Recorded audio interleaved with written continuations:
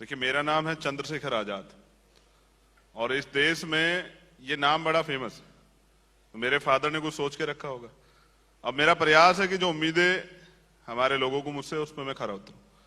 तो रावण वो मीडिया ने दिया, मैंने स्वीकार कर लिया। फिर मुझे लगा कि कुछ इस देश के जो बिगड़ेल लोग हैं वो उसका फायदा ना उठा लें, तो मैंने उसको वापसी करा दिया। तो इसलिए आज चंद्रशेखर आजाद है। कभी लगेगा कि रावण की जरूरत है तो फिर लगा लेंगे। तो चंद्रशेखर आजाद अब राजनीति भी करेंगे या इसी तरीके से आंदोलन करते रहेंगे? देखिए, चंद्रशेखर आजाद अभी राजनीति नहीं करने वाले, क्योंकि भीम आर्मी एक बहुत बड़ी टीम है, पूरे देश में काम करती। कल मैं गुजरात था, वहीं से वापस लौटा हूं। तो हम लोग अभी अपनी सोशल मूवमेंट को मजबूत कर रहे हैं और प्रयास कर रहे हैं कि ये मूवमेंट इतनी मजबूत हो जाए कि लोग तानाशाह ना रहे। तो आपने मुझे बुलाया, बहुत बहुत शुक्रिया। अभी स्टेज पर हमने देखा जिग्नेश मेवानी, हार्दिक पटेल थे और उन्होंने कहा कि अब जातिगत राजनीति से उभर कर हमको सामने आना चाहिए। हमको अब लोगों की बात करनी चाहिए, किसानों की बात करनी चाहिए, फिर भले वो किसी भी जाति का हो। जी, क्या आपको लगता है कि अब ये वक्त आ गया है कि इस देश में नए सिरे से राजनीति के बारे में सोचा जाए, नए सिरे से इसके बारे में सोचा जाए, बजाय इसके कि सिर्फ जातिगत राजनीति ही यहाँ पर एक सोल्यूशन के तरह? भाजपा से बड़ी जातिगत राजनीति करता कौन है? अभी देखिए, पूरे देश को पता था कि हनुमान जी किस जाति के हैं। ये तो योगी जी ने बताया। तो जातिगत राजनीति तो वो लोग करते हैं, हम तो 85% की बात करते हैं। इस देश के SC ST OBC minority, transgender, धार्मिक अल्पसंख्यक, सब लोग की बात करते हैं। तो आपने मुझे बुलाया, आपके सवाल बड़े महत्वपूर्ण, लेकिन मैं कुछ प्रकाश डालना चाहता हूं 1 मिनट के लिए। देखिए, भीम आर्मी पूरे देश में स्टूडेंट विंग खड़ी कर रही है, क्योंकि बड़ी समस्या यूनिवर्सिटी और कॉलेजेस में हो रही है। तो बहुत जल्द हम उसकी घोषणा करने वाले। भीमा कोरेगांव में जा रहा हूं, महाराष्ट्र में। वहां के किसी विधायक ने, कोई मिलन एकबोटे नाम के, जिन्होंने पहले दंगा कराया था, संभाजी भिड़े और वो लोग, तो उन्होंने एप्लीकेशन गिरी कि चंद्रशेखर को रोका जाए। लोकतंत्र है, किसी के बाप का वो नहीं है कि कोई किसी को रोक देगा। मैं जा रहा हूं, सरकार को चाहिए, अगर वो चाहते माहौल खराब ना हो, ऐसे दंगाई लोगों को नजरबंद करके घर में बंद रखे जब तक मैं वहां रहूंगा। ऊना कांड जो हुआ था, पूरे देश ने देखा, सब लोगों को पता था। ऊना कांड में जो पीड़ित थे, 2 साल 4 महीने हो गए। भाजपा का चाल चरित्र देखिए, कहते हैं कि हम दलितों के हितैषी हैं।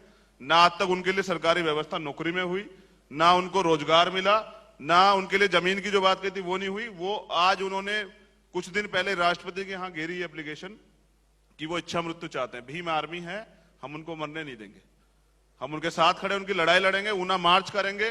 किसी भी सूरत में अगर कहीं भी कोई दलित को, OBC को, माइनॉरिटी पे, ट्रांसजेंडर का अत्याचार होगा, उनकी लड़ाई लड़ेंगे, चाहे लाठी खाएंगे, जेल जाएंगे, सब चीजें करेंगे। याद आती है हमको दलित पैंथर की मूवमेंट शुरू हुई थी महाराष्ट्र में, और वहां पर उसमें से जो नेता उभर कर सामने आए थे, उसमें से एक नेता थे रामदास आठवले। आज हम देख रहे हैं रामदास आठवले राजनीति में कभी कांग्रेस कभी बीजेपी, इसके बीच में झूम रहे हैं। क्या आपको लगता है कि यही अंत होने वाला है, अगर इसी तरीके से यही राजनीति अगर करनी है तो? देखिए, तभी तो अभी मैं राजनीति नहीं कर रहा हूं। अभी तो मैं तैयार कर रहा हूं ऐसे लोगों को, क्योंकि मैं राजनीति अकेला व्यक्ति जो ऐसा हूं, मुझे लगता है कि किसी को समर्पण करके काम करना पड़ेगा। तो मैं बहुजन मूवमेंट को वहां ले जाऊंगा जहां साहब काशीराम 97 में लेके गए थे। 12 साल में साहब काशीराम ने राष्ट्रीय पार्टी बना दिया था BSP को। तो मैं बहुजन मूवमेंट को बहुत मजबूत चलाऊंगा, और आपके माध्यम से बता रहा हूं कि पूरे देश में हम लोग डिमांड कर रहे हैं कि ये जो बहुजन समाज के लोग हैं, जो कमजोर वर्ग के लोग हैं, आर्थिक रूप से सशक्त लोग नहीं है, इन लोगों के लिए सरकार लाइसेंस की व्यवस्था कराए, चाहे उसके लिए लोन दे। जब अंबानी जी को लोन मिल सकता, क्या इन गरीबों को लोन नहीं मिल सकता? तो अब इनको हम मरने नहीं देंगे, इनके लिए लोग हम लड़ रहे हैं और लड़ते रहेंगे। लेकिन यूपी में हमने देखा कि आप रासुका में जब आपको गिरफ्तार किया गया था, आप ही के दलितों की राजनीति करने वाली मायावती, आपके बारे में एक बार भी उनका बयान नहीं आया।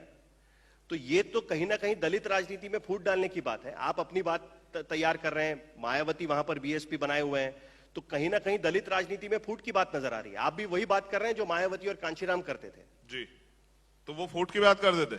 नहीं, आप जो कर रहे हैं उससे दलित राजनीति में फूट नहीं पड़ेगी। कैसे पड़ेगी फूट? मैं तो अभी चुनाव लड़ ही नहीं रहा हूं ना, मैं तो लोगों को तैयार कर रहा हूं। और मैंने लोगों को तैयार किया, देखिए, मध्य प्रदेश जाके, राजस्थान जाके, और रिजल्ट आपके सामने है कि सब लोग मिलकर वहां चुनाव नहीं जीत पाए। सरकार इनके हाथ में, तो क्यों नहीं जीते? अभी ये जो EVM से वोटों की चोरी करे, ये भी बंद करा देंगे। हम मजबूर कर देंगे। लोकतंत्र लोगों से होता है, जनता की बात नहीं सुनी जाएगी तो ऐसे चुनाव नहीं होने देंगे हम लोग।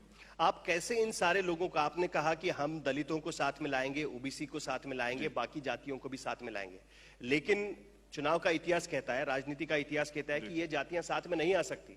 हम यूपी में देख रहे हैं कि OBC मायावती के साथ नहीं जाते हैं, वो दलितों की पार्टी मानी जाती है, उनके OBC चंद्रशेखर के साथ तो जाता है, बहुत बड़ा। देखिए, OBC वर्ग हमारे साथ खड़ा हुआ है। आप जब को एक बड़ी रैली करके दिखा देंगे, तो ऐसा नहीं है। अभी मेरा एक बड़ा प्रोग्राम जो ओबीसी जातियों पे लगा हुआ है। अभी मेरा बड़ा प्रोग्राम, मैं गुजरात गया था, इंटेलेक्चुअल लोगों से बात करके जो मुस्लिम कम्युनिटी से।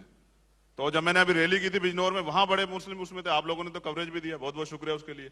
ऐसा नहीं है कि ये सब लोग एक नहीं है, ये सब लोग एकजुट होते हैं, काम करने वाला अच्छा चाहिए। और मैं आप लोगों को भरोसा भी दिलाता हूं कि बीजेपी और कांग्रेस दो ये पार्ट नहीं रहेंगे, एक सिक्के के दो पहलू, कि कभी बीजेपी सत्ता रहेगी, कोई कांग्रेस रहेगी। थर्ड फ्रंट खड़ा होगा, बहुजन आंदोलन को मजबूत करेंगे, वापस बीएसपी को भी सर्जन हिता सर्जन छोड़ के बहुजन हिता बहुजन सुखा पे लेके आएंगे। इतना काम करेंगे। तो आपको लगता है कि बीएसपी अपने मुद्दों से हट रही है, इसके लिए भीम आर्मी की जरूरत है? देखिए, इतनी तेजी से जो लोग बढ़ रहे थे, कहीं ना कहीं अगर बाधा आई है तो कुछ गलत हुआ है ना। तो मुझे सबसे जरूरी यही लगता है कि जिनकी बात हो रही थी उनकी बात नहीं हो रही है, मुझे ऐसा लगता है। आप पर आरोप यह लगता है कि आप जानबूझकर जातिगत राजनीति बढ़ाने की कोशिश करते हैं और जिसके वजह से दंगे होते हैं, और बार बार आप उसी तरफ राजनीति को ले जाने की कोशिश कर रहे हैं। देखिए, मुझ पे आरोप लगता है, अब लगाने वाले कौन लोग हैं, मीडिया के लोग हैं या अदर कोई लोग हैं, लेकिन आरोप तो अभी माननीय मोदी जी पे लगा है। ठगों के सरदार पे, जो गुजरात से जिनको दिल्ली भेज दिया गया, उन पे आरोप लगा है राफेल वाला। तो उनसे तो कभी मीडिया सवाल नहीं करता। मैं चाहता हूं सवाल जो है आरोप प्रत्यारोप उनसे हो जो रूलिंग पार्टी हो, जो सत्ता में बैठे हो। आम आदमी से क्या वो, जो लोग हक की लड़ाई लड़ रहे उनसे क्या वो। मैं वादा करता हूं 2019 में ठगों के सरदार को हम वापस गुजरात भेजते हैं, कल वादा करके आए वहां। नहीं, 19 में आप किसका प्रचार करेंगे? 19 में पूरे देश में बहुजन समाज की जितनी पार्टियां, उनको एकजुट करके, भीम आर्मी बहुत बड़ी टीम है, उनको तैयार करेंगे, बहुजनों का विकल्प तैयार करेंगे। बहुजन पार्टियां मतलब किन पार्टियों की आप बात कर रहे हैं? देखिए, अभी यूपी में बीएसपी है, समाजवादी है, आरएलडी है, तेजस्वी भाई की पार्टी है, और भी ऐसी जो पार्टियां। अभी तो मैं राजनीतिक विकल्प के बारे में सोच नहीं रहा ना, अभी तो मैं सामाजिक काम कर रहा हूं। तो ढूंढ लूंगा, राजस्थान में कोई होगा उसे ढूंढ लूंगा, मध्य प्रदेश में कोई होगा उसे ढूंढ लूंगा, सबको तैयार करूंगा। क्योंकि ये लड़ाई जो है वजूद की लड़ाई है। अभी लड़ाई सिर्फ हमारी किसी पार्टी से नहीं है, अभी लड़ाई है उन लोगों से जो संविधान को बदलना चाहते हैं। वजूद की लड़ाई लड़ते लड़ते आप यही राजनीति और एक बार पुख्ता करने की कोशिश कर रहे हैं, जो जातिगत राजनीति है उसको और पुख्ता करने की कोशिश कर रहे हैं। आपको मैंने बताया ना, हनुमान जी की जाति आपको कब पता लगी? चलिए आप बताइए। आपकी एज इतनी है, हनुमान जी की जाति कब पता लगी? आपका इशारा है कि बीजेपी दरअसल मैं क्या, आप बता दीजिए ना, जवाब दीजिए, कब पता लगी आपको हनुमान जी की जाति? आप खुलकर बोलिए ना, किसके बारे में बात कर रहे हैं? मैं हनुमान जी की जाति के बारे में पूछ रहा हूँ, कब पता लगी आपको? नहीं, आप किसके बारे में बात कर रहे हैं? हनुमान जी की जाति के बारे में। आप जाति का आरोप लगा रहे हैं ना मेरे ऊपर। मैं तो अच्छा, आप एक बात बताइए, आज तक में कितने एंकर दलित हैं? चलिए नाम बताइए मुझे आप। नहीं, लेकिन किसी जाति का एंकर होने की वजह से ही उसका ये होगा, ऐसा नहीं, आप मेरे ऊपर आरोप लगा रहे हैं ना। मैं आपसे पूछ रहा हूँ कि भाई आप पर ये आरोप लगता है, उस पर 85% में 6743 जाति आती हैं, तो मैं जाति जोड़ रहा हूं। मैं तो जो ये दलित, आदिवासी, ओबीसी, मैं कौन सी जाति की बात कर रहा हूं? और मेरी लड़ाई अपर कास्ट से नहीं है, लेकिन मैं अपर कास्ट को क्यों वोट दूं? मैं क्यों उनको नेता बनाऊं? बाबा साहब ने राजनीतिक अधिकार इतना मजबूत दिया, ये मैं उनको दे दूं? क्यों? वही लोग उत्पीड़न करते हैं, वही लोग SC/ST एक्ट का विरोध करते हैं, वही हिस्सेदारी रिप्रेजेंटेशन आरक्षण का विरोध करते हैं, वही लोग अछूत और गैर बराबरी की बात करते हैं।